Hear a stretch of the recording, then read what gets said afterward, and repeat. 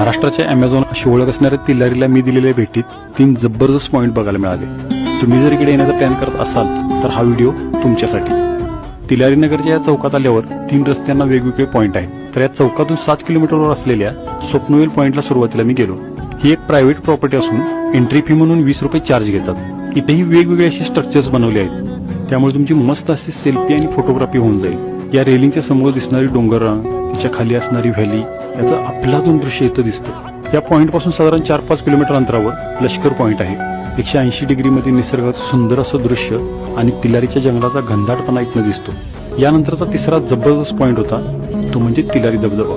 धबधब्याकडे जाण्यासाठी या green valley रिसॉर्टच्या प्रॉपर्टीमधून बाहेर पडून हे जंगल उतरून 1 किलोमीटर खाली जावं लागतं. जंगलाचे काही उतार अतिशय धोकादायक आहेत. 25 फुटावरून कोसळणारा धबधब्याचा पांढरा शुभ्र प्रवाह आणि डोहात असणारे थंडगार निळेशार पाणी बघून इथं आल्याचं समाधान नक्कीच मनाला होतं.